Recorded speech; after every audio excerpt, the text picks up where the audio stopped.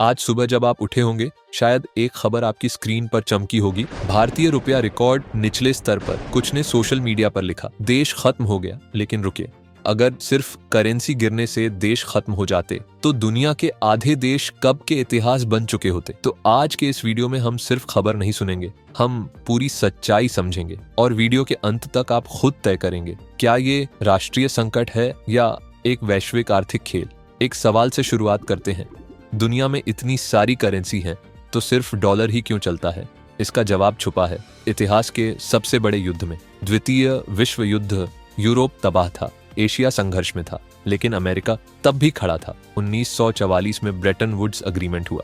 दुनिया ने तय किया डॉलर होगा ग्लोबल करेंसी और डॉलर सोने से जुड़ा होगा। यहीं से डॉलर सिर्फ करेंसी नहीं रहा, ताकत बन गया। आज भी तेल डॉलर, सोना डॉलर, अंतरराष्ट्रीय कर्ज डॉलर। और जब दुनिया डरती है, युद्ध, मंदी, महामारी, तो पैसा भागता है और छुपता है डॉलर में। अब आज की दुनिया में लौटते हैं। अमेरिका ने ब्याज दरें बढ़ाई, मतलब जो निवेशक पैसा लगाएगा उससे ज्यादा रिटर्न मिलेगा। अब सोचिए, अगर आपको भारत में 5% और अमेरिका में 5% ब्याज दरें हैं तो कौन सा देश ज्यादा रिटर्न देगा? तो पैसा कहाँ जाएगा? अमेरिका।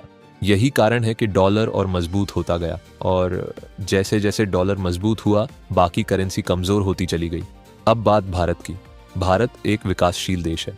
हम बहुत कुछ बनाते हैं, लेकिन बहुत कुछ आयात भी करते हैं। तेल, गैस, सेमीकंडक्टर, मशीनरी, और ये सब खरीदा जाता है डॉलर में। जब डॉलर महंगा होता है तो भारत को वही चीज ज्यादा रुपए देकर खरीदनी पड़ती है। इसके साथ विदेशी निवेश बाहर गया, ट्रेड डेफिसिट बढ़ा, वैश्विक अनिश्चितता बढ़ी, नतीजा रुपया दबाव में आ गया। अब सबसे संवेदनशील सवाल, क्या ये भारत की नाकामी है? अगर ऐसा होता तो बताइए, जापानी येन क्यों गिरा? कोरियन वॉन क्यों गिरा? यूरोपियन करेंसी क्यों दबाव में है? सच्चाई ये है, आज पूरी दुनिया डॉलर के सामने झुकी हुई है।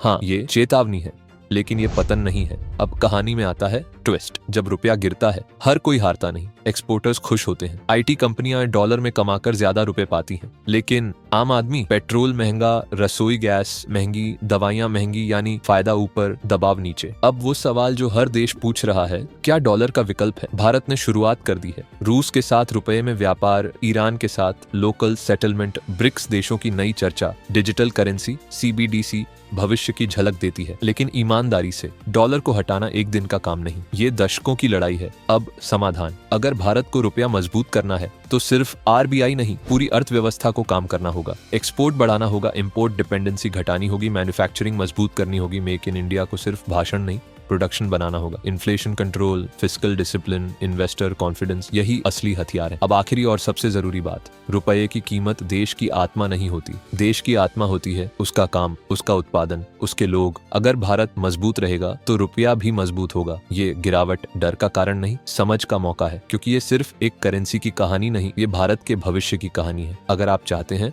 ऐसी ही डीप एनालिसिस वीडियोस, तो वीडियो को लाइक करें, सब्सक्राइब करें और कमेंट में लिखें, रुपी विल राइज।